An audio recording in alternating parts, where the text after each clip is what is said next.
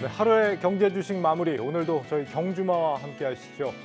외국인들이 매도 버튼을 누르면 개인들이 그걸 주워 담는 그런 시장이었습니다. 국내에서는 경기 침체 리스크가 기업들의 실적을 통해서 좀 하나둘씩 좀 현실화가 되고 있고 여파는 특히 2차 전지에서 컸던 것 같습니다. 그런데 이런 와중에도 미국장은 강세를 계속 보이다 보니까 참 더 답답할 노릇인데 오늘 세 분께 한번 의견을 여쭤보겠습니다. 세 분 어서 오세요. 네, 안녕하십니까? 안녕하세요. 코스피 2,300선, 코스닥 750선 모두 내줬습니다. 아직도 더 내려갈 곳이 남았나 봐요. 이제 뭐 너무 내려오다 보니까 사실 오늘 장은 조금 아픔이 좀 큰 하루였던 것 같습니다. 지난주 후반부터 약간 이제 시장이 약간 바닥을 좀 잡아주는 그림이었고 종목들도 힘을 냈었는데 글쎄요, 과연 테슬라의 절대 주가가 200달러가 이탈한 것에 대한 심리적 위축일지 아니면 또 장중에 발표됐던 좀 기대감이 있었던 게 이제 중국의 주요 지표였는데 예. 또 중국의 어떤 제조업 지표 자체가 다시 50 밑으로 내려가는 이슈가 이제 10시 반쯤 나오다 보니까 아주 오전부터 약간 저가 매수가 들어오다가 장 막판까지 많이 빠졌는데 글쎄요, 시장은 그런 게 좀 있죠.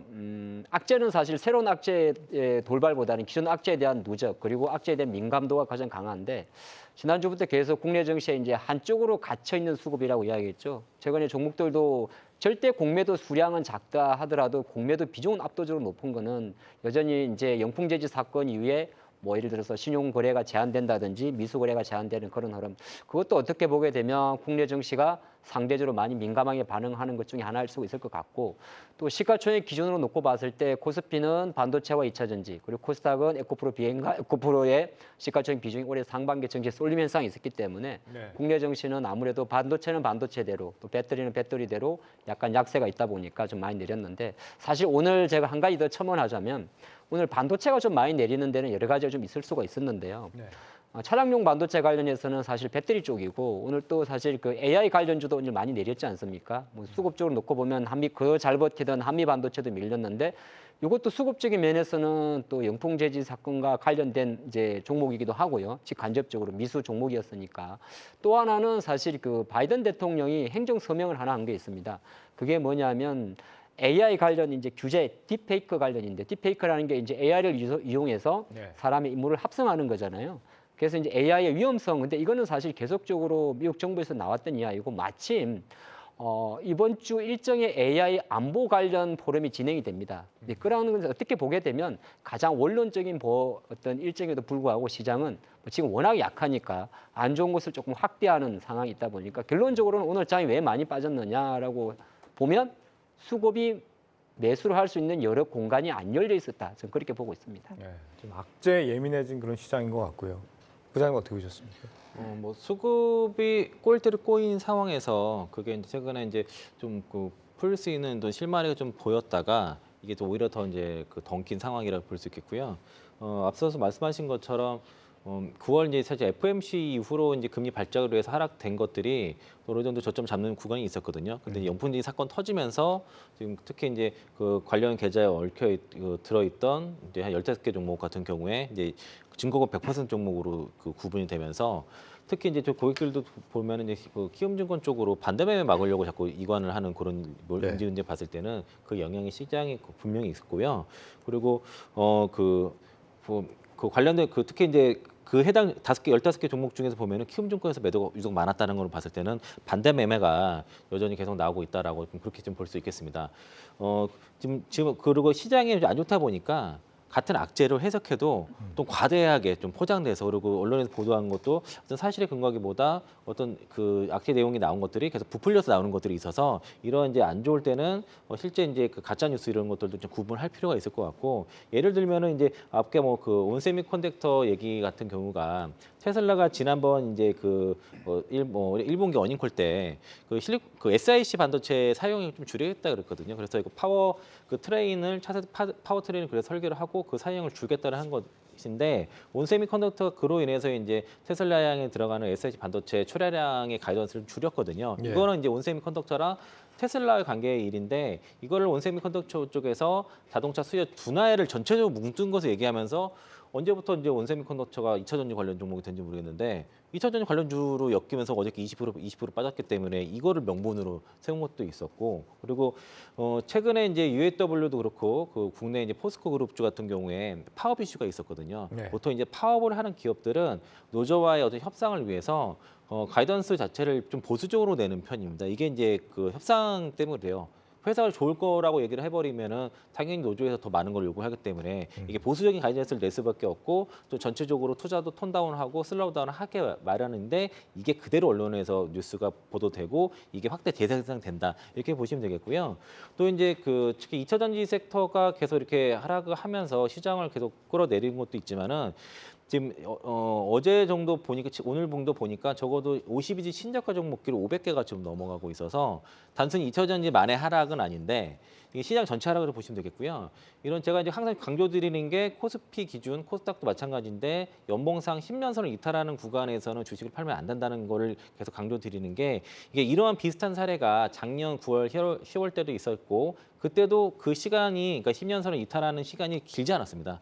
그만 회복이 됐고 그리고 미중 무역 분쟁 때도 그렇고 코로나 장세 때는 좀 더 이례적으로 더 빠졌던 것이고요. 그리고 그 예전에 IT 버블이라든가 신용카드 대란, 금융 위기 때도 10년선을 이탈하고서 그 회복되는 기간이 길지 않았다라고 봤을 때는 지금 구간에서는 당장 앞이 보이지 않을 수도 있겠지만은 충분히 기다릴 시간이라 볼 수 있겠고요.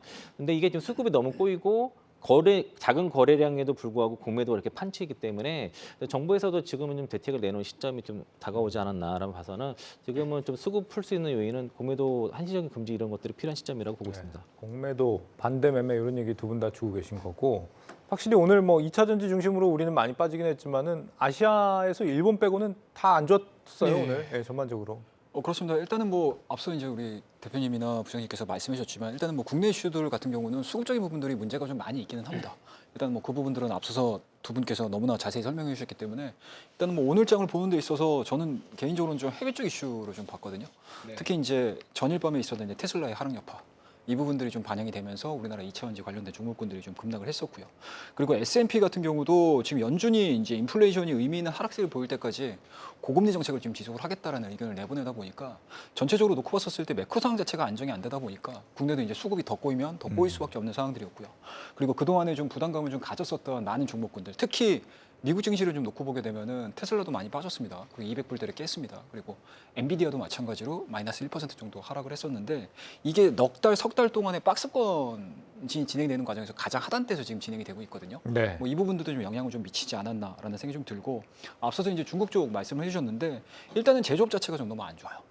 일단은 시장에서는 50.2를 예상을 했었는데 지금 49.5를 발표를 한 상황들이기 때문에 이 부분 역시도 전반적으로 놓고 봤었을 때 매크로 상황에 있어서는 해석 부분에 있어서는 상당히 좀 불안정한 모습들을 좀 보여줬고 그리고 일본 같은 경우는 이제 YCC를 좀 유연하게 대처를 했었는데 이게 좀 뭔가 이제 엔화 강세도 그렇고 원화 강세도 그렇고 이런 쪽으로 좀 움직여줄 수 있는 요소는 분명히 있었는데 그 부분들이 생각보다 속도가 많이 안 나오더라고요 장중에. 그러다 보니까 이제 오후장 들어서면서부터 외국인들에 대한 매도세가 상당히 좀 거칠게 좀 나오지 않았나라는 생각을 좀 가지고 있습니다. 그래서 전반적으로 앞서서도 말씀을 하셨지만 호재는 상당히 좀 둔감하게 반영을 하고 있는 상황들이고 악재에 있어서는 상당 부분 좀 민감하게 좀 반응을 하고 있는 상황들이기 때문에 네. 일단은 이거는 무슨 어느 하나만의 요소로 시장이 약세다라고 해석을 하시기보다는 전체적으로 국내 증시를 감싸안고 있는 국내 이슈도 그렇고 국외 이슈 마찬가지로 좀 약세가 좀 진행이 되고 있는 상황들이기 때문에 이게 어디가 먼저 풀릴지는 두고 봐야 알겠지만 한 군데만큼만이라도 뭔가 이제 호재에 대한 스토리들이 좀 쓰여진다라고 하게 되면은 뭐 밸류 자체는 매력적으로 보이기는 합니다. 뭐 지금 네. 보시게 되면 우리나라 PBR도 그렇고 퍼도 그렇고 상당 부분 좀 매력적인 상황들이고 수급 자체가 좀 막혀 있다 하더라도 이렇게 이제 밸류 자체가 매력이 좀 생긴다라고 하게 되면은 없는 돈도 들어올 가능성이 상당히 높거든요. 그리고 이제 신용 물량도 지금 17조로 깼습니다. 16조대로 좀 들어온 상황들이기 때문에 이제 신용 물량으로 나올 수 있는 물량들도 굉장히 좀 제한적이다. 그렇다고 되면은 바닥에 대한 이야기들은 할 수는 있겠지만 그 트리거가 과연 무엇이 될 것인가에 대한 부분들은 계속적으로 좀 시장을 좀 관찰을 하시면서 좀 대기를 하셔야 되지 않겠느냐라는 좀 생각을 하면서 오늘 하루를 좀 봤다라는 거 말씀 좀 드리도록 하겠습니다. 그 YCC 전환한 거예요. 그러니까 일본은행이 환율 방어를 위해서 어쨌거나 긴축 모드로 전환을 하게 된 건데 이게 우리 증시의 호재였어요? 저는 약간 미 국채 금리를 더 또 끌어올릴 수 있는 요인이라고 들어가지고. 네. 그러니까 원래 시장에 지금 이제 그 YCC 1%에서 이제 딱 막아놓고 있는데 오늘은 이제 그거 상당히 열어준 거죠. 그래서 이제 더 이상 막지 않고 네. 그게 이제 뭐 일부 열어준 건데 시장에서 그 우려했던 거는 한 1.5%까지 좀 열지 않겠냐 이런 것들이 좀 반영이 좀 됐던 것이고요. 네. 그리고 오히려 이제 그 BOJ 끝나고 나서 좀 반등 시도를 했던 것들은 뭐 예상 그 우려 정도는 아니네. 이 정도로 그냥 받아주시면 좋을 것 같고 어제는 일본장 빠지고 오전까지만 해도 그 니케이 증시 빠졌다가 BOJ 발표 이후로 반등이 나왔던 것들은 우려가 좀 과했다. 그 오늘 장 초반에도 BOJ에 대한 우려가 시장이 좀 강하게 좀 반영이 좀 됐었던 걸로 좀 그렇게 보고 있습니다. 예. 공매도를 우리 부장님께서 이제 좀 금지할 때가 됐다 그러셨는데 네. 진짜 코로나 시기에도 사실 공매도 금지가 한 번 있었잖아요. 코로나까지 갈 것도 없어요. 네. 5월 달까지만 가도 됩니다. 5월 그치? 달까지요? 정부가 금융당국은 뭐 하는지 궁금합니다. 5월 달에 그 라땡땡 사건이 터졌잖아요. CFD 관련해서. 네. 그때 사실은 금융시장 안정 조치를 정부나 금융당국이 진행을 했었어요. 가장 첫 번째 한 게 이제 신용 점거 법률을 하향 조정한다든지 신용 반대 매매 날짜 자체를 하루 정도 지연한 게 있었습니다. 그게 불과 5개월 전에 있었는데 지금은 이제 아무것도 없는 거죠. 우리 사실 이제 지난주에 약간 금융위에서 공매도 검토에 관련 이야기는 나올 때 제가 생각할 때는 이런 검토에만 그칠 것 같다는 느낌이 들었거든요. 지금은 어떤 게 문제냐 하면 뭐 우리가 뭐 배터리가 앞으로 어떻게 됩니다, 반도체 어떻게 됩니까 보다 시장의 수급 자체가 너무 얕잖아요. 네. 얕다는 게 뭐냐 하면 사고 싶어도 때리는 물량이 더 많고 또 공매도세 이렇게 이야기할 수 있어요. 이 공매도 때문에 빠지는 거냐 아니냐 이렇게 물론 주식이 내려갈 때는 사실 공매도는 수급이에요. 주식을 내려가는데 베팅하는 세력들은 앞으로의 성장성이 없을 것 같아서 이제 매도를 하는 거거든요. 근데 이 친구들이 무조건 공매도 세력이라고 하는 건 우리가 막연하게 생각하고 있는데 사실은 그것 자체를 전문으로 하는 세력들은 생각보다 많지 않아요. 그 외국인들도 주식을 많이 갖고 있는 입장에 있다 보니까 그러니까 리스크 회피 차원에서 이제 어느 정도 우리가 해지를 하지 않습니까? 주식 많이 하시는 분들은 선물 매도하는 것처럼. 그런데 그의 비중이 상대적으로 높아지는 게 있는 거죠. 그래서 뭐 제가 생각할 때는 아까 잠깐 영풍재지 어떤 분들은 왜 영풍재지랑 자꾸 이렇게 연결시키자 그러는데 영풍재지가 만들어냈던 미수 금액이 대략 4천억 정도였어요. 5천억대 정도였는데 어떻게 보게 되면 거기에 관련된 종목이 영풍재지 하나가 아니었고 언론 노출 여러분 아시겠습니다만 많은 종목들이 거론이 돼요. 거기는 포스코홀딩스도 있었고 에코프로도 있었고 심지어 한미반도체까지 있었는데 어느 쪽으로 놓고 보면 그거를 다 그 미수 거래액도 막았잖아요. 그러면 이게 어떤 거냐 하면 자 미수를 막았다는 말은 다른 한편 놓고 봤을 땐 더 이상 이제 레버리지 일으키게 못하게 막아둔 건 맞는데 예. 예를 들어서 저가 매수로 들어갈 수 있는 루트까지 막아버린 거고 그럼 개인들도 공매도 할 수 있어요. 그게 바로 대주거래거든요. 근데 증권사 제도상 대주거래는 대부분 신용이 가능한 종목에 대해서 대주를 칠 수가 있습니다. 물론 이제 기관과 외국인의 그 개인과 외국인의 대주의 상한 기간에 대해서는 차이가 있죠. 근데 대주를 하기 위해서는 그 종목이 정백짜리가 안 되고 전거금 40%짜리 신용이 들어가야 되는 종목이에요. 네. 근데 이걸 만약 한미반도체 같은 경우도 예를 들어서 전거금이 40%에서 100% 막으면서 신용이 안 되면 미수가 안 되면 바로 대주도 안 되는 거거든요. 그러니까 어떻게 보게 되면 어떤 그 개인들의 플레이가 좀 불리한 거고. 근데 이건 이제 시장의 현상이고 그래서 제가 바라볼 때 어쨌든 뭐 섹터에 대한 이야기도 있습니다만은 시장은 사실 가장 중요한 게 불안해서 파는 거거든요. 악재도 악재가 있겠죠. 아까 우리 부장님 말씀하신 대로 언제부터 온세미컨덕터 NXP 반도체가 전기차입니까? 예를 들어 그렇게 이야기할 수 있는 거잖아요. 얘네들 메인 사업 자체는 차량용 반도체인 거고. 근데 그거를 이제 해석할 때 차량용 반도체도 전기차로 들어갈 때는 일반 내연기관차보다 4배에서 10배 이상 많이 소요되니까 전기차 둔화로 연결하면 맞기는 맞죠. 근데 시장이 그렇게 20% 정도 시가총이 280억 달러가 220% 빠졌다고 한국의 시가총이 하루에 몇십조 날아갈 정도는 아니라는 거거든요. 그런 관점에서는 지금은 제가 바라보는 건 그래요. 이거는 사실 그 뭐 희망 사항인 거예요. 저는 그 데이터를 보고 만약 아까 우리 최영동 대표님 말씀하신 대로 과거 데이터를 봤을 때 신용 잔고가 17조 이하면 다 나온 거 아니냐. 근데 이거는 옛날에 나왔기 때문에 나왔을 수 있는 거거든요. 예. 근데 그동안 우리나라가 금융위기도 있었고 뭐 리만 사태도 있었고 보면 항상 뭔가 금융 안정 조치를 가지고 어느 정도 매도 수급을 멈출 수 있는 시그널을 준 다음에 바닥을 잡았단 말이죠. 제가 생각할 때는 언제든지 나올 수 있습니다. 당장 내일이라도 우리나라도 그러면 지금 중국도 오늘 보면 뭐 될지 안 될지 모르겠지만은 중국 그 보험사들한테 주식 사게 한다 그러잖아요. 아마 그런 액션 정도도 정부나 금융당국에서 좀 나와줘야만이 이 악성 수급들이 좀 완화될 수 있지 않나 그렇게 보겠습니다. 그러니까 개인들의 경우에는 지금 뭐 신용거래나 대주거래 같은 게 좀 쉽지 않은 상황까지 와 있는데 네. 공매도 거래는 여전히 그냥 허용이 일부 해주고 있는 상황이니 좀 기울어진 운동장이다. 요거를 그래서 지금은 좀 안 좋은 상황에서는 조금 균형을 맞출 필요가 있다. 이런 말씀해 주신 거죠? 네, 이거는 이제 어떻게 보면 그냥 우리의 성토가 되는 거고 이제 주시장 관점에서는 저는 어떤 트리거를 본다면 영풍 제지의 하한가가 풀리는 게 좀 중요한 트리거가 될 것 같습니다. 네. 이게 아까 우리 부장님이 현직에 계시니까 잘 말씀드렸잖아요. 그게 풀리지 않음으로 인해서 미수가 미수를 끄기 위해서 신용 증거금률은 140%를 유지하고 있지 않습니까? 그러면 다른 주식을 계속 팔아야 될 수밖에 없는 거니까 일단은 오늘까지 안 풀렸어요. 5일 연속 처음 하한가인데 예. 과연 이게 언제 풀리는지도 수급 측면에서는 되게 중요한 전 트리가 될 것 같습니다. 지금 이런 상황에서는 정부의 그 스탠스를 굉장히 좀 정확하게 좀 해주셔야 될 것 같습니다. 일단은 뭐 말씀하셨던 것처럼 저도 뭐 성토 한마디 하게 되면 일단은 기본적으로 공매도에 대한 제도 자체를 좀 뭔가 추정을 하겠다 아니면 또는 이제 공매도 금지에 대한 얘기를 했었을 때 시장에다가 이 얘기를 던져주고 나서 그다음 후속 조치가 나와야 되거든요. 근데 시간이 너무 오래 걸린다는 얘기죠.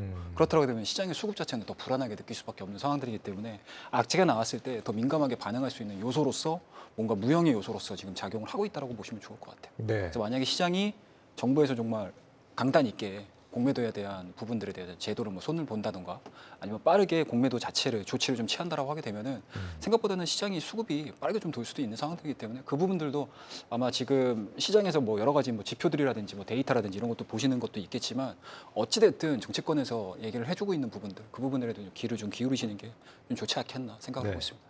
미국장은 왜 좋은 거예요? 우리랑 아시아들은 전반적으로 안 좋은데 어제 미국장 굉장히 좋았거든요. 미국장이 좋은 게 맞나요? 지금 미국장이 그 특히 S&P 500 기준으로 8월, 9월, 10월 달 우리도 지금 8, 9월, 10월 연속으로 빠졌는데 네. 이게 3개월 연속 하락하는 사례가 10년에 한 번 나올까 말까는 그런 상황이거든요. 그러니까 이제 국내 증시 하락이 이제 뭐 미국장은 좋은데 국내는 빠진 게 아니라 어제 뭐 미국장 올랐죠, 우리가 빠진 거 뭐 이런 정도고 최근에 3개월을 보면은 같이 빠졌습니다. 그리고 이제 하락폭이 단기적으로 우리가 좀 더 큰 것뿐이지 지금 글로벌 증시 안 좋으니까 우리도 같이 그게 동조돼서 빠진 거라고 그렇게 보시면 되겠고요. 네. 빠질 때 이제 아까 이제 그 대표님이 말씀하신 것처럼 우리나라의 이제 그 시가총액 상위에 어떤 것들이 더 많이 있는지 특히 2차 전지라든가 반도체 많으니까 그 영향을 더 많이 받는 것이고 종목의 구성 시가총액 상위 종목 구성이 달라서 그 성격만 다른 거지 뭐 빠지는 거는 글로벌 증시 다 같이 빠졌어요. 그렇게 어디만 좋고 어디 안 좋고 이런 상황은 아니라고 보시면 되겠습니다. 시청자 노원 아파트님께서 최근 10여일 동안 개미들 푼만 주구장창 사고 있다. 뭐 이렇게 말씀하시네요. 근데 뭐 지금 상황에서 바닥이 좀 예상이 되십니까? 사실 지금도 사실 지금 수준만도 가슴이 좀 찢어질 정도인데 근데 이게 이제 더 떨어진다 그러면 너무 가슴 아픈데. 실적 시즌하고 겹치다 보니까 좀 그런 것 같아요. 근데 우리가 말하는 이스라엘 뭐 제5차 중동 전쟁이라든지 아니면 국채금리 같은 경우는 사실 큰 변화는 없어요. 16년 국채금리도 최근에 4.85 정도에서 이제 멈춰 있고, 근데 이 트리거가 그래도 11월 2일 우리나라 목요일 오전에 어느 정도 또 금리는 동결 하겠지만은 또 파월 의장의 발언이 좀 기댈 수가 있는 거고, 다른 한편으로는 국채금리의 이제 지속적인 어떤 지금 보면 그렇다고 5% 위로 치고 가는 것도 아니에요. 그렇다고 또 많이 내려가지도 않는 건데, 그럼 두 개의 트리거가 있는데 한 가지가 어쨌든 FOMC 회의에서 동결 이후에 파월 의장이 또 뭐 거의 급변하는 발언할 가능성은 현재로서는 낮습니다. 낮긴 하지만은 그래도 그거 하나 이제 한번 지켜볼 흐름이 좀 있고, 두 번째는 지금 계속 설왕설이합니다만은 주말만까지만 해도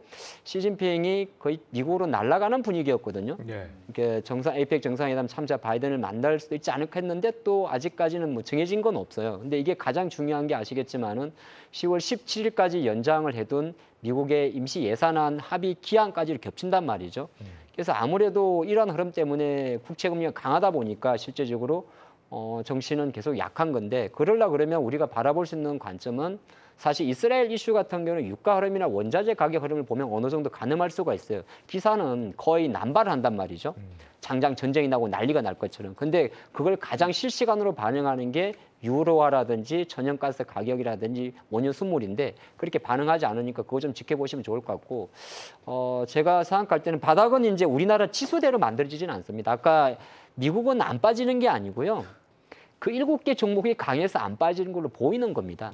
예, 그래서 실제적으로 글로벌 정시는 10월 달에 전부 다 약세장을 진입했고, 우리나라는 2480, 850, S&P는 4200 이런 지수를 이탈하면서 이미 고점 대비 10% 이상 빠졌기 때문에 지금 약세장에서 어느 정도 거래량이 이제 좀 감소하면서 턴어라운드가 될 수 있느냐의 관점인데, 이거는 지금은 돈으로 풀 수는 없지 않습니까? 이게 양적 완화를 할 수는 없는 입장이니까 트리거 하나를 바라본다면 어쨌든 좀 안정화되는 국채 금리 이후에 뭐 약간의 이제 모멘텀 그런 걸 좀 기다려야 되지 않나 그렇게 보고 있습니다. 우리 최 대표님은 예. 바닥이 뭐 언제쯤 어떻게 되고 있다고 지금 생각하시나요? 일단은 저는 개인적으로 바닥을 국내 지표로는 잘 안 봅니다. 뭐 쉽게 말씀드려서 이제 어찌됐든 국내 증시가 올라왔던 이유들을 좀 보시게 되면은 미국의 빅테크 기업들의 주가 흐름들을 연동한 상황들이었기 때문에 일단은 반도체 관련 종목들도 마찬가지죠. 뭐 디램이라든지 이런 부분도 우리나라에서 감산을 하긴 했었지만 실질적으로 최근 들어서 주가를 끌어올렸던 내용들은 AI 반도체를 기반으로 한 H뱅 관련된 스토리들이 엮이면서 좀 올라간 상황들이기 때문에 저는 개인적으로 오늘을 굉장히 좀 중요하게 보고 있습니다. 엔비디아가 이제 400불대를 지켜주느냐. 현재 지금 종가가 411불이거든요. 예. 근데 과연 이제 오늘 미국장에서 어찌됐든 뭐 매크로가 됐든 뭔가 섹터에 대한 악재가 나오든 400불대를 지켜주지 못한다고 하게 되면은 이 석 달, 넉 달 동안 지켜줘왔던 엔비디아에 대한 차익 매물들이 한꺼번에 쏟아질 수가 있고요. 그리고 이게 한꺼번에 쏟아진다라고 하게 되면은 국내 오늘 한미반도체 같은 경우 8% 빠졌죠. 그리고 하나마이크론도 빠졌습니다. 그리고 SK 하이닉스도 마찬가지로 빠지고 있는 상황들이고 삼성전자는 뭐 시장 대표주니까 뭐 그건 논외로 하더라도 전체적으로 오늘 이차전지도 빠지는 것도 놀라웠지만 오늘 소부장 쪽에서 H뱅 관련 종목군들에 대한 급락세가 저는 굉장히 좀 신경 쓰이는 부분이라고 생각을 하고 있고요. 예. 그래서 오늘 밤에 엔비디아가 400불대의 지지 라인을 저는 굉장히 중요한 라인으로 생각을 하고 있고 만약에 400불대가 지지가 되지 않고 계속적으로 빠진다라고 되면 국내 지수 같은 경우는 약간은 조금 더 열어둬야 되지 않겠느냐라는 생각이 좀 들고 일단은 뭐 미국 쪽에서 테슬라가 대반등 그다음에 엔비디아가 400불대를 지켜주면서 다시 한번 박스권 상단까지 올라간다라고 하게 되면은 매크로에 대한 부분들은 생각보다는 좀 쉽게 풀릴 것 같아요. 그래서 오늘 물론 이제 내일 FOMC 파월 의장이 어떤 얘기를 할지는 모르겠지만 지금 파월 의장도 마찬가지로 뭔가 중립적인 스탠스를 보여주게 되면 시장은 아마 호재로 해석을 하기보다는 악재에 가까운 해석이 이루어질 가능성이 높아요. 예. 그러니까 분명하게 파월 의장 자체에서 해석을 할 때 굉장히 좀 긍정적으로 좀 해석을 해줄 수 있을 만한 뭔가 문구라든지 단어라든지 이런 것들이 좀 제시되지 않는다라고 하게 되면은 앞서서도 말씀하셨지만 또 11월 또 중간에 또 셧다운 또 리스크 좀 있지 않습니까? 네. 그것까지 또 봐야 되는 상황들이기 때문에 일단은 저는 뭐 현재로서는 좀 조심스럽게 좀 지켜보자라는 의견을 좀 말씀을 좀 드리도록 하겠습니다. 우리 시청자분들 사이에서 지금 뭐 2,150까지 빠진다, 2,220까지 빠진다 막 이렇게 언제 어디까지 빠진다를 놓고 막 의견들이 굉장히 많으시거든요. 포인트는 저는 개인적으로는 굳이 설정하지 않으셨으면 좋겠어요. 그러니까 지금 의미 있게 라인들을 지금 다 깨고 내려온 상황이잖아요. 최근 들어서도 2,300 이야기 계속 나왔었는데 그것도 지금 깨고 내려온 상황들이기 때문에 이게 짧은 기간 안에 2,300선 안으로 다시 들어가게 되면 이게 기술적으로 의미 있는 해석이 되겠지만 지금 수준에서는 올라갈 거라는 것보다 올라갈 수 있어라는 개념이기 때문에 올라가고 나서 그 다음에 기술적 해석을 하시는 게 좀 맞지 않나라는 생각을 가지고 그럼 있습니다. 지금 바닥이 명확하지 않은 상황인데 투자는 어떻게 해야 되나요? 이거는 부장님께 좀 여쭤보고 싶은데 지금 어떻게 투자하고 계신 거예요? 뭐 당장 뭐 내일이라도 바닥이 나오면 좋겠는데 저는 그 바닥 시그널 이제 수급적인 측면에서는 일단 영풍재지 하한가 풀려야 된다고 보고 있습니다. 이제 오늘까지 4연속 하한가 나왔는데 네. 이게 그 미수금이 한 4,900억 정도인데 오늘 영풍재지 시가총액이 3,700억 정도라서 미수금 회수 금액보다 지금 시가총액이 낮아졌거든요. 아마 대부분 이제 그게 다 회수가 안 될 가능성이 있는데 그것 때문에 이제 다른 종목들 매도가 지금 여파적으로 나오는 게 지금 있고요. 특히 오늘 가장 끝까지 버티던 한미반도체에서 오늘 키움증권에서 대량 매도 나오는 순간부터 주가 좀 부러졌는데 그 판 주체를 보니까 3펀드에서 대규모 팔았더라고요. 그래서 여기 수급이 좀 일단 꼬인 것들이 지금 더 꼬이는 상황인데 이거 푸는 실타래는 아마 영풍재지가 하한가가 멈추는 요 타이밍이 될 것 같고 그때까지는 뭐 합니까 그러면? 투자를 안 하고 쉬어요? 버티셔야죠. 네. 어. 어차피 지금 현금 있으신 분 별로 없으실 거라고 생각하기 때문에 네. 지금 뭐 여기서 특히 이제 뭐 이제 제 코멘트를 들으신 분은 대부분 2차 전지 투자하시는 분들이 많이 계실 테니까 지금은 뭐 당연히 좀 버텨야 된다는 생각 들고 있고요. 그 근거 자체가 지수 따는 레벨을 보게 되면은 앞서 말씀드린 것처럼 이제 그게 월봉상에서는 코스피 120개월 선이고요. 연봉상으로 10년 선이거든요. 요 밑에선 절대 주식을 팔면 안 된다. 이게 이제 10년 이동 평균 생긴 2003년부터 지금까지 나오신 20년간의 데이터를 봤을 때는 그 아래에서 있는 구간이 결국 길지 않았다. 예. 유일하게 그걸 크게 깨르고 내려간 사태가 코로나 때인데 그거를 다시 회복하는 시간도 길지 않았어요. 몇 달 안 됐기 때문에 여기서는 어떤 코로나와 같은 그런 어떤 특이한 상황이 아니고서야 주식을 팔면 안 된다. 항상 바닥을 잡는 어떤 그 시그널들이 나오고 그리고 그게 항상 보면 정책에서 나름 그 주가 그 주식시장 부양책들이 나오면서 바닥을 잡는 사례가 많이 있었기 때문에 지금도 여전히 버텨야 될 것 같고요. 그리고 시장에 반영되는 악재가 그 악재 강도에 비해서 좀 과도하게 반영되는 것들이 있는데 예를 들면 그런 거예요. 예를 들면 어저께 그 파라소닉이 그 테슬라 쪽의 어떤 수요 둔화로 인해서 이제 그 감산을 한다 뭐 이런 얘기가 있었는데 사실 이제 이번에 3분기 때 테슬라가 판매한 대수가 43만 5천 대인데 이게 주로 42만 대가 모델 Y거든요. 나머지 15,000대가 모델 S랑 모델 X 정도인데 이 부분 그게 그 18650 예전 배터리가 들어가요. 그리고 모델 Y는 2170이 들어가는데 그 부분에 대한 그 모델 S랑 X에 대한 수요 둔화에 대한 얘기를 했단 말이죠. 일부 고급 차종에 대한 일부 둔화인데 전체 96%가 넘는 차종은 미국 북미 시장에 성장을 하고 극히 한 4%에 불과한 부분의 수요 둔화를 얘기를 했는데 테슬라의 수요 둔화로 지금 둔갑을 해서 얘기가 언론에서 굉장히 크게 배포되고 그게 이제 하락의 요인이 된다고 요인이 된 것처럼 얘기를 했고 또 이제 제가 좀 어제 좀 빠졌던 이유 자체가 테슬라는 사실은 그 UAW와의 어떤 그 테슬라 노조 간의 논의가 된 거 이게 더 크지 않았나 이런 생각이 들어서 어쨌든 시장이 너무 과하게 지금 반응하고 하고 있고 주가도 그렇게 되고 있다. 그래서 여기에 이런 거에 투매를 하고 같이 패닉스를 할 필요가 있겠냐. 좀 역사적으로 20년간의 데이터를 봤을 때는 지금 끝까지 버티는 게 좀 그러면서 때를 기다리시는 게 맞다라고 좀 보고 있고요. 그리고 좀 자금력이 크신 분들은 지금 되게 좋은 기회를 좀 활용하셔서 저가 매수를 더 좀 하려고 하고 계시거든요. 그래서 좀 본인들이 장기 투자를 했었으면 이런 것도 다 겪어야될 일이라고 받아들이시면서 좀 길게 보셨으면 좋겠습니다. 지금 2차 전지들 타격이 심했고 대형주들은 막 기본 5%씩 빠지고 그러니까 좀 심각해 보이던데 네. 말씀하신 것처럼 약간 좀 과했다고 보시는 거예요? 대표님? 이제는 좀 너무 싸진 종목이 많아졌어요. 아까 말씀드렸듯이 바닥은 사실 올라와야 바닥이고 뭐 지수 기준으로 놓고 보면 우리가 보면 항상 지수라는 게 변하잖아요.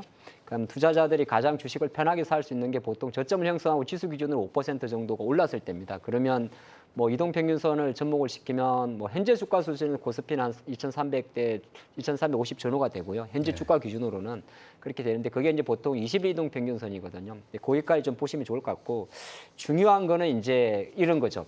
뭐 이제 앞으로 한 2달 남았잖아요. 어떻게 보게 되면 또 내년도 바뀌겠지만은 네. 장은 반등은 하겠죠. 오늘이 아니었으면 또 내일이 또 다음 주라도 할 거예요. 그죠? 뭐 항상 뭐 내려가는 건 아니니까. 근데 반등을 할 때 이제 대부분의 고점 대비해서 배터리 관련 주들도 뭐 올해 기준으로는 이제 사실 고점 대비 50%가 빠졌어요.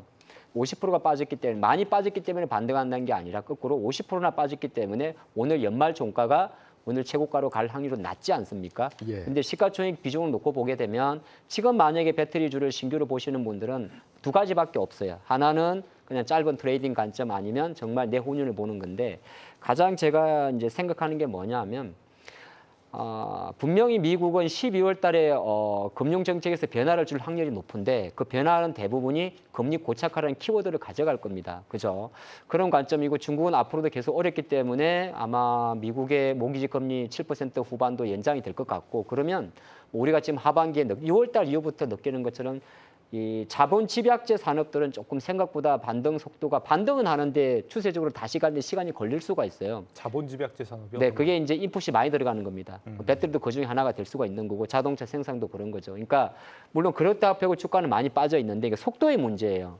주가는 이제 어떤 게 올라가냐 안 올라가냐 문제가 아니라 속도의 문제고 H뱅 같은 경우는 조금 가벼운 이유가 어떻게 보면 이런 자본 집약적 산업이 원래 하던 거에서 그대로 하는 거거든요. 예. 그런 관점을 보시면 좋지. 그렇다고 해서 뭐 반도체가 대장이고 그럴 것 같지는 않아요. 왜냐하면 반도체도 하나의 소비재 성격을 갖고 있으니까. 그러면 약간 구간을 정해서 어느 정도 바닥이 들어올 때는 반도체나 배터리 쪽에는 지수와 연동된 기술적 반등 수준의 영역으로 좀 보시면 좋을 것 같고 그 과정이 아까 첫 번째 질문이 그럼 가만 놉니까라고 물어본 거잖아요. 예. 그거 아니라 그중에라도 내가 그래도 자꾸 시장의 변화를 보려고 그러면 딱 하나 섹터가 소비재 섹터입니다.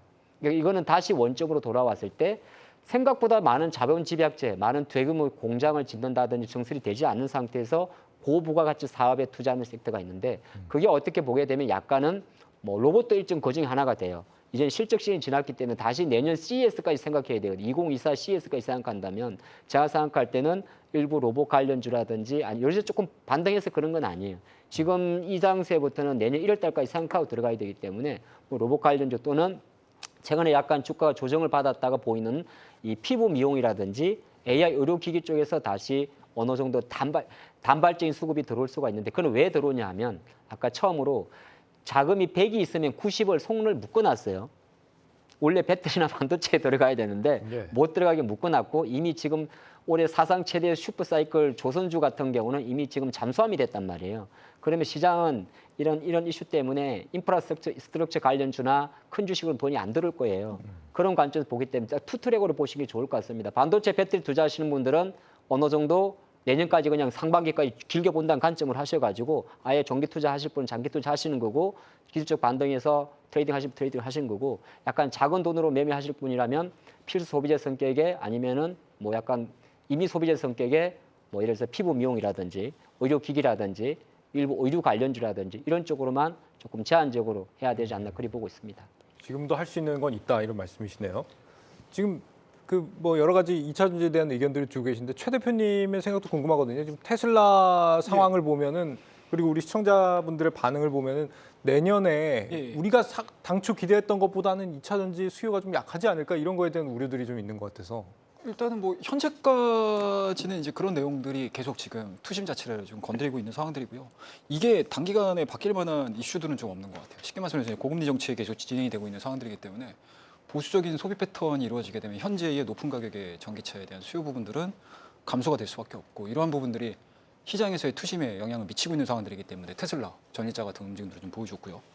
그리고 뭐 이거는 뭐 다들 걱정을 하시는 부분들이긴 한데 현재 전기차를 운영할 만한 인프라가 중국 쪽 제외하고는 제대로 구성된 데가 없다라고 보는 거죠. 그리고 또 하나 이거는 뭐 제 개인적인 생각이긴 하지만 어찌됐든 지금 미국 내에서 전기차의 충전 규격 자체가 지금 거의 다 지금 테슬라 쪽으로 거의 지금 가닥을 좀 잡아가고 있는 상황들이고 심지어 뭐 우리나라 현대차, 기아차 같은 경우도 테슬라의 충전 규격에 대해서 이제 상당히 좀 우호적인 스탠스를 좀 취하고 있는데 이게 인프라 자체가 깔려 있지 않은 상황에서 전기차에 대한 수요 부분들을 얘기를 한다라는 게 지금 당장으로서는 투자 심리 쪽에서는 그렇게 받아들이기가 좀 쉽지 않은 그런 네. 내용들이지 않을까라는 생각이 좀 들고 거기에다가 또 이제 정치적인 리스크, 바이든과 이제 트럼프에 대한 부분들까지도 우리나라도 걱정이지만 미국 본토는 더 걱정일 거 아닙니까?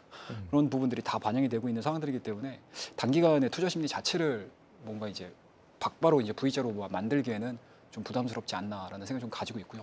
다만 이제 2년 단위, 3년 단위 이 부분에 대한 데이터들은 뭐 개인적으로는 지난 시간에도 말씀 좀 드리긴 했지만 뭐 저의 예측 범위 안에서 다 벗어나는 상황들이기 때문에 예. 그 부분들은 제가 말씀을 안 드리고 단기적인 시각으로 봤었을 때는 아직까지는 저는 개인적으로는 보수적인 관점 말씀을 드리도록 하겠습니다. 근데 제가 조금 이제 첨언하자면 참 사람이 웃기지 않습니까? 글로벌 IB들도 어떤 점이요? 국채금리 올라가고 고금리가 고착화되니까 그냥 수요 둔화를 다 이야기하는 거예요. 실제적으로 데이터도 그런데 저는 이제 전기차라는 건 사실 패러다임의 변화를 생각을 합니다. 어떤 사이클은 우리가 4차 산업이 레볼루션이라는 단어를 쓰잖아요.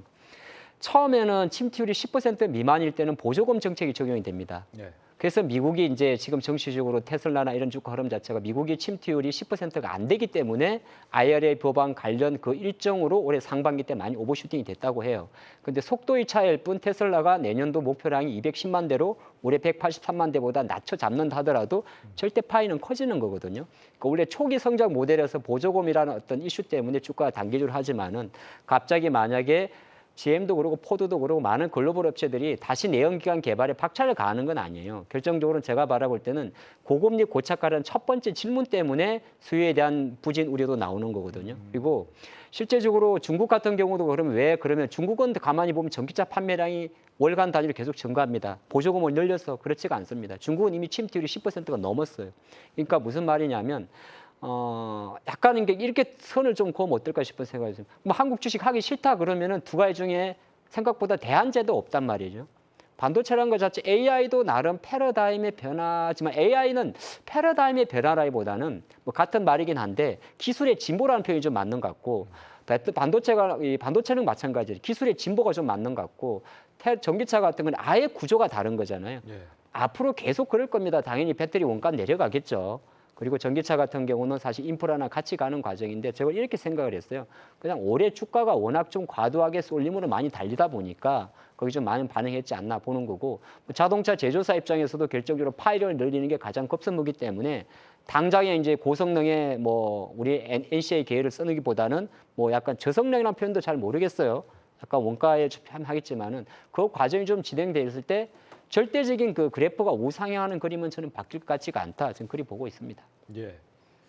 장관부장님 오늘따라 좀 기분이 안 좋으신 거 아니죠?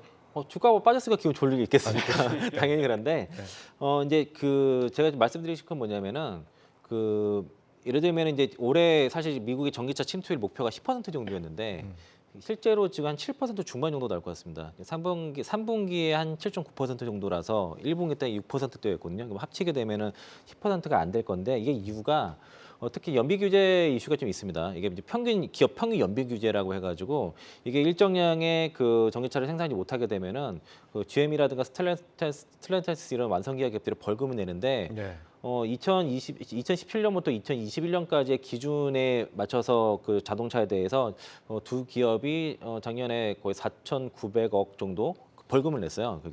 이게 계속 매년 진행되는데 그러다 보니까 보통 사업 계획을 짤 때 애초에 이제 벌금을 내려고 계획을 짜지 않거든요. 벌금 회피하는 정도로 해서 사업 계획을 짜죠, 당연히 그렇게 짜는데 그거에 현실에 미치지 못하다 보니까 대부분의 완성차 그 기업들이 연말에 가게 되면은 처음에 제시했던 가이던스를 지키지 못하는 경우가 태반이고요. 이거를 그동안 최근 10년 동안 지켰던 유일한 기업이 테슬라였습니다.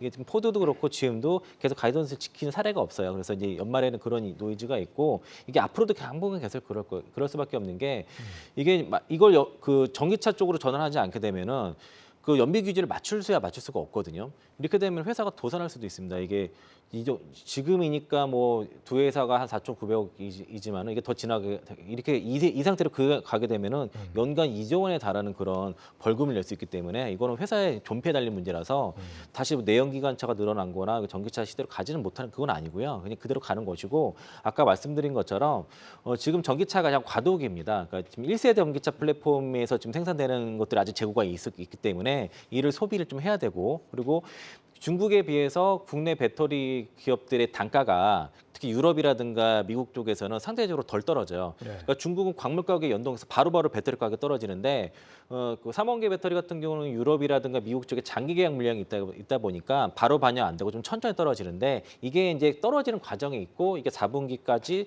LG 엔솔에서는 내년 1분기까지 영향이 있다라고 얘기하다 보니까 완성차 입장에서는 특히 이제 폭스바겐도 그렇고 GM도 그렇고 지금 1세대 전기차 플랫폼에서 2세대로 넘어가는 과정이고 신차가 나와야 되거든요. 그렇게 되면은 내가 기다리면은 이제 배터리 가격 떨어진 더 저렴한 가격의 배터리를 사가지고 신차에다 장착할 수 있는 기회가 내년에 생기다 보니까 올해 이제 하기로 했던 뭐 GM 같은 경우에는 이코넉스 EV 같은 경우는 내년 1분기로 좀 연기를 한다던가 이런 식으로 좀 출시를 연기하는 거죠. 그렇게 되면은 더 저렴한 배터리를 공급받아서 신차에 장착해서 프로모션을 통해서 또 많이 한 번에 팔 수 있기 때문에 지금의 그 전기차 수요 둔화에 대한 우려들이 이게 일시적인 가능성이 상당히 있다고 볼 수 있겠고요. 네.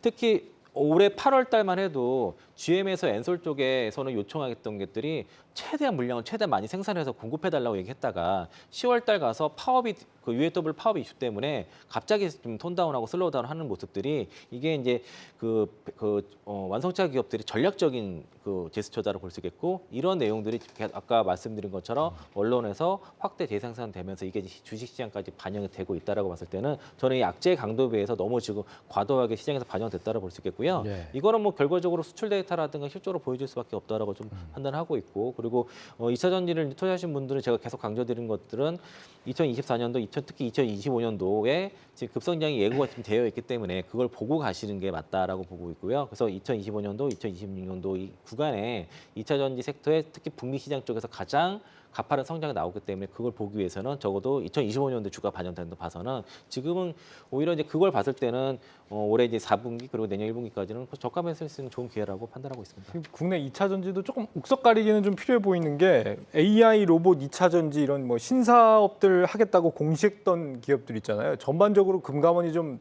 내용을 좀 들여다봤던 모양이더라고요. 금감원 보고서가 나왔는데 요즘 시장에서 핫하다고 하는 그 7가지 이 신사업 테마 정관에 새롭게 내건 회사가 230곳이 되는데 그 가운데 절반 이상이 걸어만 놓고 사업을 안 하더라. 예. 그리고 유의미하게 매출이 나오고 있는 회사는 2%밖에 안 된다더라. 이거 상반기에 이걸로 주가 띄었던 회사들 굉장히 많았던 것 같은데 이렇게 나오면 굉장히 허망한데요. 뭐 언제나 새로운 산업이 나오게 되면 그 산업의 기업들은 혹할 수밖에 없는 상황이고요. 그리고 가장 주가를 부양할 수 있는 방법들이 사실은 신성장. 성장성이라는 가장 큰 이름이지 않습니까? 뭐 늘 뭐 이번만 그랬던 게 아니고 뭐 늘 어떠한 산업들이 나올 때마다 뭐 이런 사안들이 좀 있었기 때문에 항상 그 회사의 규모 그리고 그 회사가 어느 정도의 뭔가 이제 사업에 대한 이제 진입 속도라든지 아니면 보유하고 있는 기초 베이스라든지 이런 부분들을 좀 잘 판단을 하셔가지고 대응을 하셔야 되고 뜬금없이 뭐 나는 뭐 음식료 업종으로 하고 있는데 2차 전지를 할 거야.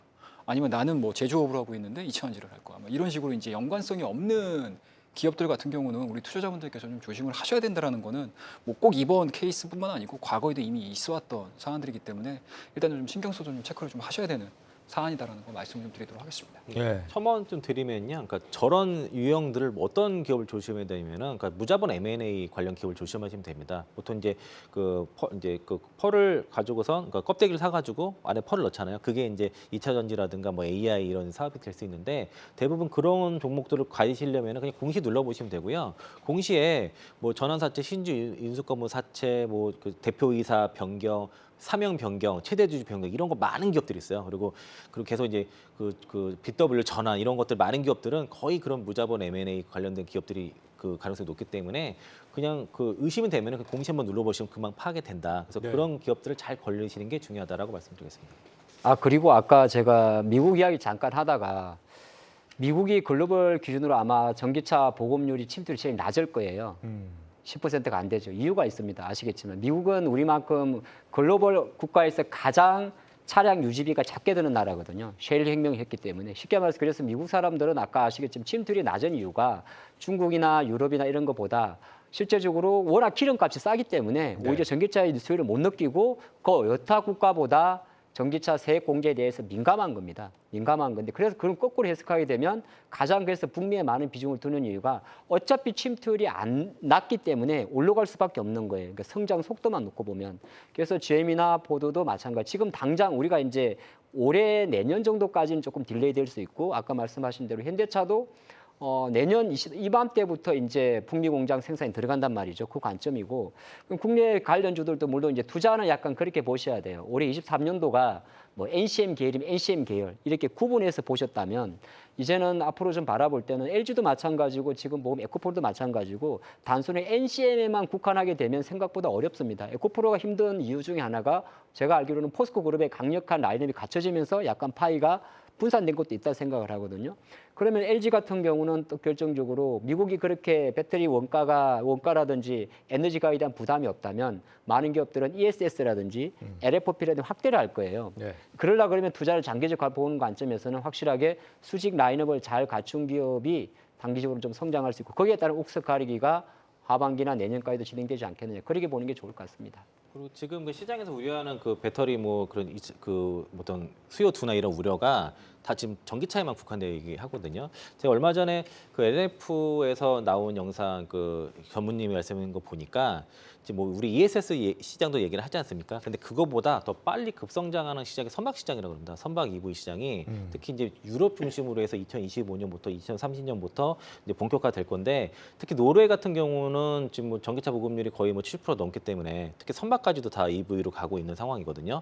그 특성이 뭐냐면 지중해가 이렇게 열려 있는 그 바다가 아니다 보니까 선박에 대한 그 해양 오염이 되게 심각해서 네. 그 유럽 기업들이 지금 선박에 대한 EV 그 전기차 그 배터리를 도입하려는 시도가 지금 꾸준히 들어가고 있는데 이게 아마 2025년부터 이제 시장이 이제 열릴 것으로 봐서 ESS 시장보다 아마 EV 선박 시장이 더 빠르게 올라가고 더 크게 성장할 거다라고 보고 있고요. 알겠습니다. 그리고 이제 전기차뿐만 아니라 뭐 그 IT라든가 이제 그 여러 가지 그 로봇이라든가 배터리가 들어간 사업들이 많이 있는데 지금 모든 수요에 대한 얘기가 다 전기차에 국한돼서만 얘기하기 때문에 그 배터리에 확장되는 거에서는 얘기가 되지 않고 있고 모든 밸류에이션이 하다못해 ESS도 포함되지 않고 있다. 이런 네. 것들은 좀 염두에 두실 필요가 있겠습니다. 알겠습니다. 반도체 쪽은 오늘 하이닉스가 좀 조정을 받았고요. 삼성전자도 조정을 받긴 했는데 뭐 조정폭이 그렇게 크지는 않았습니다.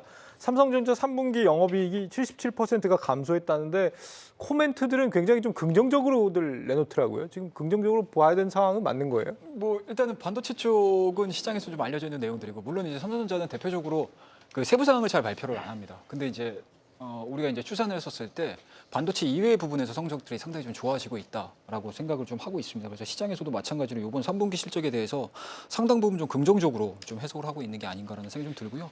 그리고 이제 4분기 실적에 대한 이제 부분들을 좀 보셔야 될 것 같은데 일단은 여전히 시장에서는 감산에 대한 스토리들이 이제 4분기에 좀 반영이 되지 않겠느냐라는 쪽으로 좀 가닥을 잡고 있는 것 같지 않나. 라는 생각이 좀 듭니다. 그래서 4분기서부터는 반도체 부분에 대한 회복세가 좀 가속화될 것이다라는 기대감들은 여전히 갖고 있는 예. 상황들인데 뭐 앞서서도 말씀 좀 드리긴 했지만 그냥 단순하게 반도체만을 놓고 볼 수는 없는 상황들이고요. 삼성전자하고 SK 하이닉스 같은 경우 뭐 SK 하이닉스도 실적 나쁘진 않았었거든요. 계속적으로 좀 적자를 좀 줄여나가고 있는 상황들인데 이게 기본적으로 이제 고부가 가치 반도체에 대한 시장 성장을 좀 기반으로 해서 진행이 되고 있는 상황들인데 과연 미국 쪽에서 수요가 살아나지 않는데 과연 이 부분들이 4분기에 안정적으로 좀 실적이 나아질 수 있을 것인가에 대한 부분들은 이 기사들이 나왔다거나 아니면 이제 리포트 같은 경우 보시게 되면 나쁘게 쓰는 경우들이 거의 없습니다. 이미 주가가 빠진 상태에서 나쁘게 데이터를 가지고 얘기를 하는 상황들이기 때문에 네. 오히려 지금 시점에서는 이 반도체와 관련해 가지고 좋은 이야기들을 하는 부분들에 대해서는 좀 주의를 하시는 게 좀 맞고요. 그리고 이제 앞서도 말씀드리긴 했지만 엔비디아 자체가 400불 자체를 지켜주지 못하고 하방으로 흘러간다고 하게 되면은 이 스탠스는 또 바뀝니다. 그렇기 때문에 저는 개인적으로 단순하게 반도체, SK 하이닉스, 삼성전자 이쪽과 관련된 스토리들을 이 기사들만을 가지고 대응을 하시는 거는 저는 너무 좀 한쪽 귀를 좀 닫고 대응을 하시는 게 아닌가라는 생각이 좀 들고 있기 때문에 삼성전자 반도체를 좀 보시려면은 미국 쪽에서에 대한 빅테크 기업들의 주가 흐름들을 좀 지켜보시면서 대응을 하시는 게 좀 맞고요. 만약에 미국 내에서의 이제 빅테크 관련된 기업들이 빠르게 좀 진행이 된다라고 하게 되면은 오늘 제가 이 방송을 시작하기 직전에 말씀을 좀 드렸던 내용들이 있지 않습니까? 반도체와 관련된 HBM과 관련된 스토리들 다시 한번 또 붙어줘야 되는 매수 타이밍이지 않을까라고 말씀 좀 드리도록 하겠습니다. 바닥은 확인된 게 확실히 맞는 것 같은데 회복 속도가 굉장히 느리단 말이죠. 삼성전자가. 이게 결국 중국 수요가 받쳐주지 않으면 어려운 거 아닙니까? 삼성전자 바닥 실적이요. 2분기가 바닥이었던 바닥. 걸로 확인이 됐죠. 네. 그럴 수 있죠.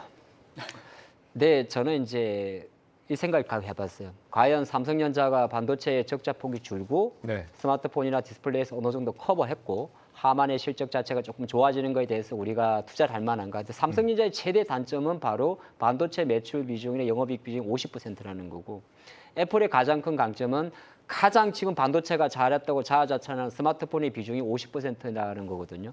근데 두 섹터의 공통점은 뭐냐 하면 두 섹터 다 성장세는 꺾인 섹터입니다. 그러면 네. 결과적으로 삼성전자는 반도체 부분의 적자폭을 얼마나 빨리 줄여가냐가 싸움이잖아요. 근데 물론 이제 하이닉스도 그렇고 말씀하신 대로 삼성전자도 어느 정도 뭐 사실 고부가 가치 반도체가 좀 넓히면서 올라왔는데 이건 좀 지켜봐야 돼요. 이게 오늘도 이제 자신 있게 콜은 하더라고요. 우리 HBM3 같은 경우도 2배 이상 증설한다 그렇게 네. 이야기를 하는데 근데 그럼에도 불구하고 삼성전자에 조금 더딘 시스템 LSI 부분이나 파운드리의 더딘 부분도 좀 회복을 해야 되는 겁니다. 그래서 주가는 사실 여전히 어느 정도 반도체 턴어라운드 보통 하반기 내년까지는 보고는 있는데 과연 관련 주가들이 어느 정도 받쳐줄까는 실제적으로 우리가 바로미터를 삼는다면 SK 하이닉스의 주가가 가장 중요한 길잡이가 되지 않나 저는 그리 보고 있습니다. 왜 하이닉스입니까? 하이닉스는 아무래도 HBM의 삼성전자가 가장 반도체빵을 평가할 수 있는 가장 간단한 데이터밖에 없기 때문입니다. 네. 앞서서 우리 최 대표님께서 빅테크 쪽의 실적이 어떻게 되느냐에 따라 반도체도 달라질 수 있다고 말씀하셨는데 빅테크 어떻게 될 걸로 보이십니까? 글로벌 빅테크들. 지금처럼 계속 잘 나갈 거라고 보세요? 뭐 빅테크 저는 잘 모르겠습니다. 어쨌든 주가 흐름은 거기가 그나마 제일 이익 방어도 잘 되고 하니까 그런 거고 저는 그냥 아까 말씀하신 반도체 얘기 말씀 계속 하셨길래 그걸 첨언을 하게 되면은 네. 제가 이제 최근에 지난주에도 말씀드렸는데 저희 하이투자증권에서 리포트 나온 내용을 보면 지금 그 11월 달부터 이제 삼성전자 주가 조정을 좀 조심해야 된다는 얘기를 하고 있거든요. 예. 제가 어저께 그 한미반도체 그 밸류를 보니까 내년 실적 기준으로 PR이 55배더라고요. 이거 야쿠프로 BM보다 높습니다. 이게 반도체 장비주를 12개월 포드 PR이 50배 이상 주는 게 이게 맞냐라는 네. 걸 봤을 때는 좀 과도하다 볼 수 있겠고 지금 그 금리 인하가 없게 되면은 10월 달부터 그러니까 특히 11월 달부터 그 글로벌 그 유동성 증감률이 급감을 하게 되거든요. 네. 이렇게 되면 이건 다 그 반도체 섹터의 밸류에이션 하향 요인이 되기 때문에 네. 지금 이익이 반등하고 올라가도 EPS가 올라가도 밸류에이션이 떨어지기 때문에 주가 하락은 피할 수 없을 수밖에 없어서 지금 남은 4분기에는 반도체 섹터 좀 상당히 조심의 구간이 좀 들어온 것 같다라고 좀 보고 있습니다. 알겠습니다. 이 고금리 상태가 길어지는 미국 상황이 1990년대 중반과 유사하다는 분석을 한국은행 주요 관계자가 오늘 내놨습니다. 당시 경기가 계속 좋다 보니까 5%대 금리가 한 3년 넘게 이어졌다라고 하는데 우리나라는 그때 외환위기가 찾아오곤 왔던 시기죠. 어쩌면 지금의 금리 수준을 생각보다 더 오래 경험하게 될 수도 있다는 점 항상 염두에 두시는 게 좋겠습니다. 그럼에도 시장은 서둘러 좀 바닥을 확인했으면 좋겠네요. 내일 뵙겠습니다. 고맙습니다.